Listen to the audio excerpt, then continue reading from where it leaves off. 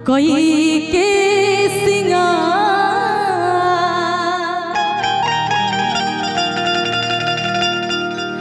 और ये आशीर्वाद छोटू भैया की तरफ से 500 रुपये के बहुत बहुत धन्यवाद। अरे आंगना में पिसेली हरा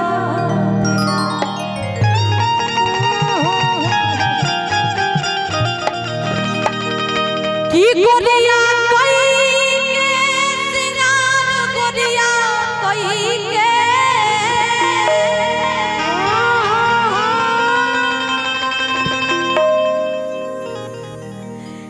गोरिया कोई के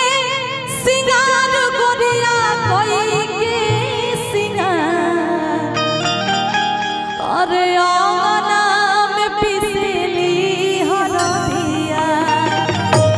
गोरिया कोई के सिंगार आंगना में पिसेली हरदिया गोरिया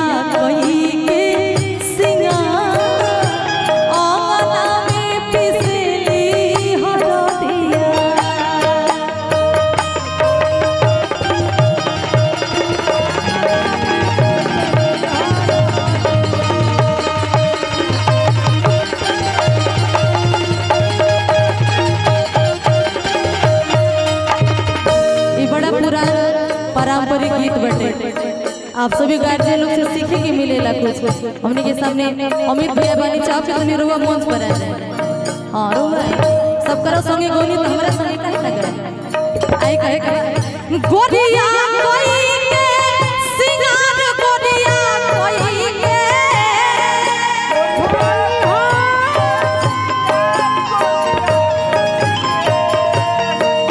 गोरिया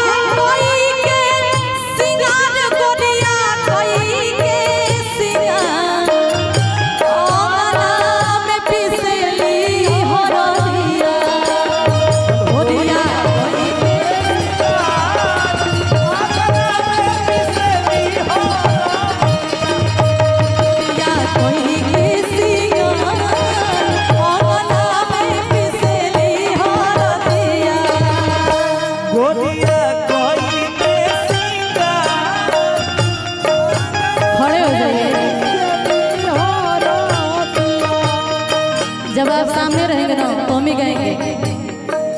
आँखिया भइनीला एक नींद सुते दा बलमुआ आँखिया भइनीला एक नींद सुते दा बलमुआ आँखिया भइनीला आँखिया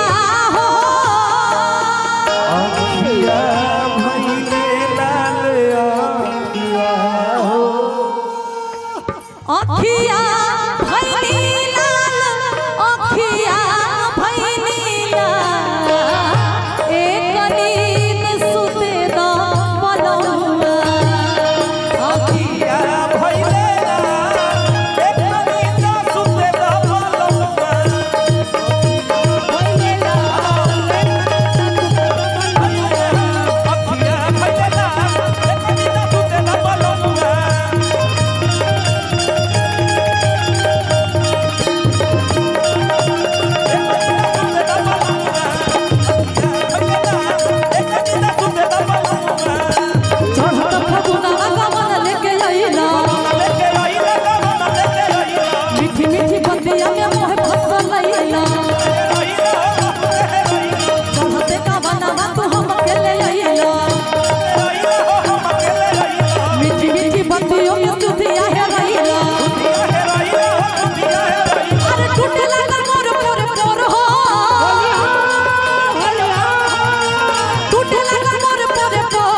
एक नींद सुते दा बलमुआ